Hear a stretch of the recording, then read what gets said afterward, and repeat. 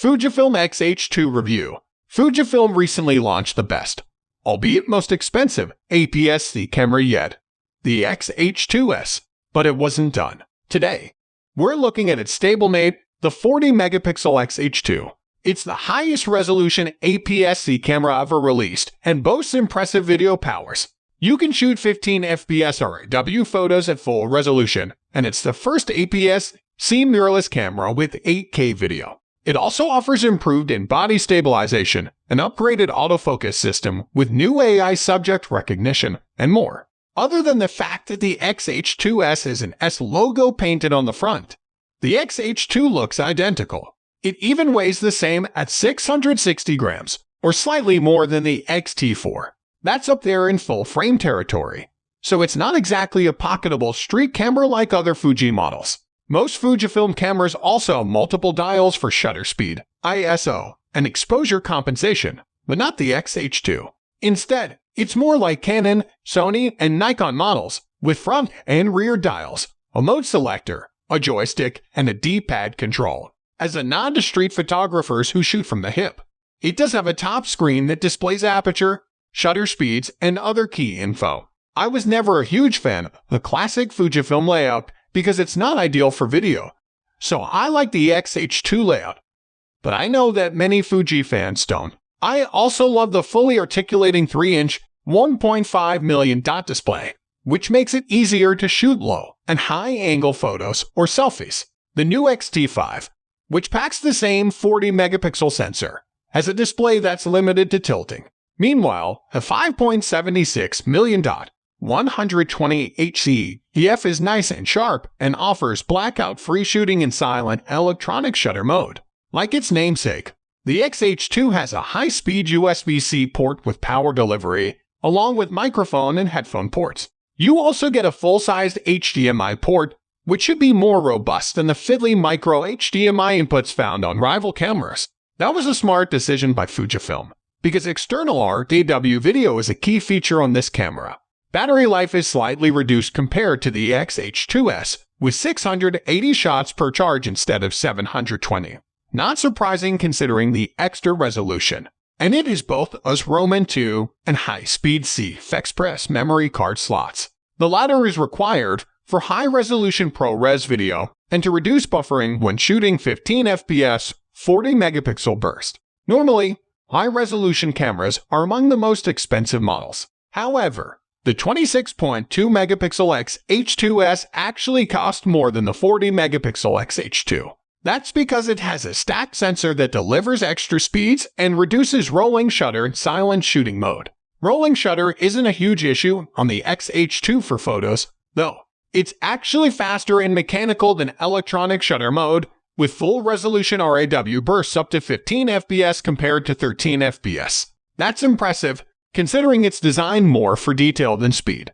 What's more, you won't need silent mode often because the mechanical shutter is among the quietest I've ever heard. And if you really do need the electronic shutter, rolling shutter is present for fast-moving subjects, but surprisingly well controlled.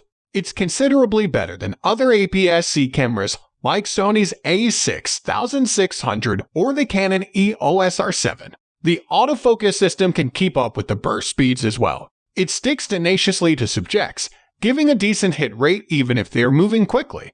It's not quite as accurate as Sony's AF, though, particularly when light levels drop. Like the S model, the X H2 has new AI smarts with the ability to track birds and animals, along with cars, motorcycles, bikes, airplanes, and trains. Face and eye detection is much improved over past models like the X-T4 too, tracking subjects smoothly and reliably.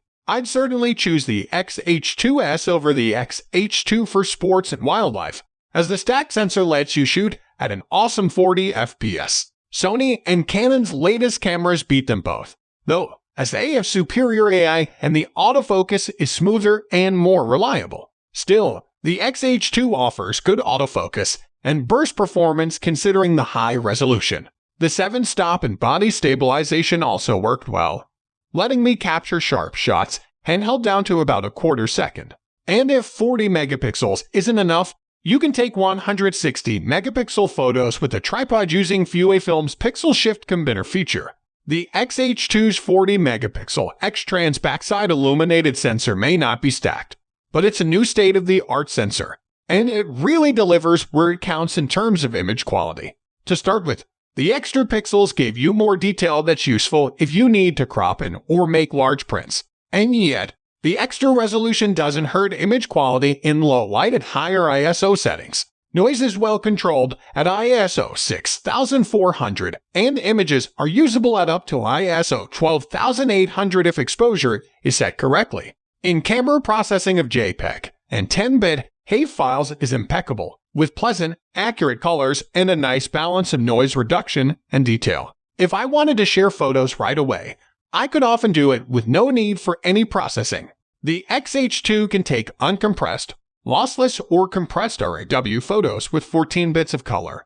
That gives plenty of room for fine-tuning, even in bright or dark areas. However, if you underexpose shots and try to boost levels, noise can get out of hand. That's one of the main drawbacks of APS-C compared to full-frame sensors, of course. And of course, the X-H2 offers Fujifilm's full-array film simulation modes. You can experiment with popular looks like Velvia, Eternal, or Acros Black and White, and still have a full-color RAW backup. They're not for everyone, but I love them. The X-H2S is still the best APS-C camera for video, mostly because of the extra speed and reduced rolling shutter.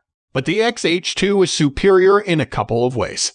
It gives you more resolution, up to 8K at up to 30 FPS, along with super sampled 6.2K 16:9 and super sampled 4K HQ at up to 30 FPS. Subsampled 4K can also be shot at up to 60 FPS with some loss of detail, while 240 FPS super slow-mo is available at 1000 ADIP. All of these resolutions can be saved in 310-bit ProRes codecs, HQ, Standard, and Lieutenant. These offer more quality, are easier to edit than the 8-bit H264 and 10-bit H265 codecs. And the choice of 3 gives users the choice between quality and smaller, more manageable file sizes.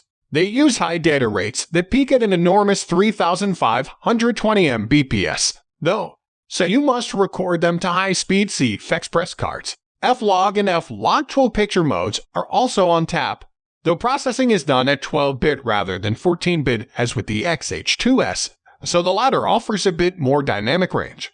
And you can save either ProRes or Blackmagic RAW video to Atomos or Blackmagic external recorders at up to 8K for more robust files that are easier to adjust later on. After testing both of Fujifilm's latest cameras, I think the X-H2 is a better option for most people simply because it's a better value. While not as fast as the X-H2S, it offers an ideal balance between image quality and speed. And for video, it's better if you need the highest resolution and sharpest video possible.